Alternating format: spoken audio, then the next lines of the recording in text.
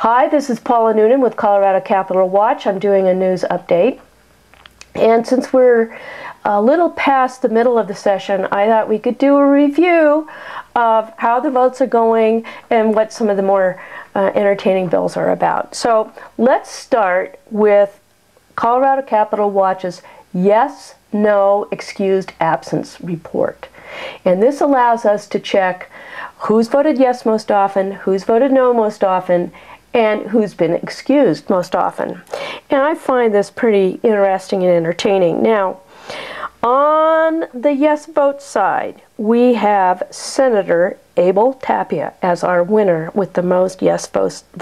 He's voted yes 240 times, followed closely by Bob Bacon, 239 yes votes, and Suzanne Williams, 239 yes votes. That's a very hearty number of yes votes. Now,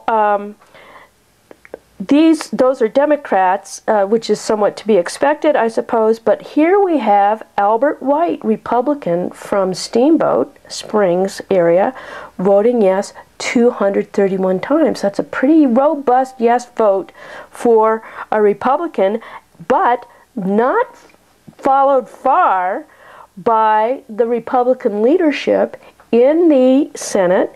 Senator Josh Penry has voted yes 210 times.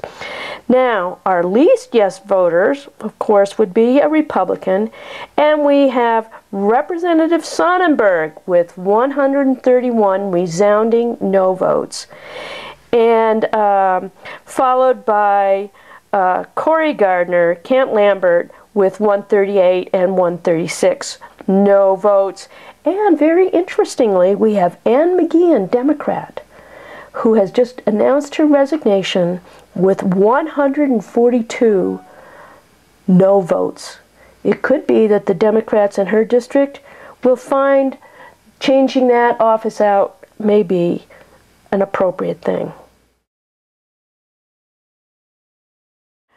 At the top of the list of our excused absences, we have Ken Kester with 53 absences, and Representative Ann McGeehan, who has recently announced her resignation with 50 excused absences. So perhaps that resignation isn't such a shock or a disturbance to the legislature. And you're going to really like this. We have many, perhaps more than half of our legislators who have not missed any third reading votes. So that is really terrific. And the mix is both on the Republican and the Democratic side. I thought I would also share with you some of the more interesting features I've seen on the bills that have been announced. I find it entertaining when the bill title is somewhat contradictory to the content, or when the bill title and the content are completely incomprehensible.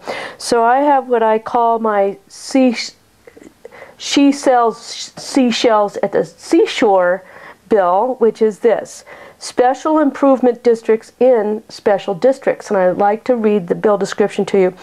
With specified requirements, grants a special district the authority to establish special improvement districts within the boundaries of the special district and levy special assessments on property specially benefited by such special improvements. I thought that was a very interesting bill. It does have 23 lobbyists on it. Then we have House Bill 1019, which is the cat identification law for cities. Apparently we don't care about cat identification in rural areas. Then we have the bill that I don't know if you would figure this out from the bill title. It's HB 1044, sealing of direct file records. Would you guess that this bill allows a juvenile charged as an adult by the direct filing of charges in district court, but sentenced as a juvenile, to be eligible for petitioning the court for the expungement of his or her record? I would not guess that from that bill title. Then we have the bill title that does not exactly get at the intensity of what the bill is really about. This is House Bill 1060, Rocky Flats Refuge Signs Information. This refers to posting signs at Rocky Flats and the Wildlife Refuge about all the toxic and hazardous materials in that wildlife refuge at Rocky Flats, and they describe it as sign information. Then we have the what has turned out to be a very prominent bill, SB 237, grounds for mandatory expulsion.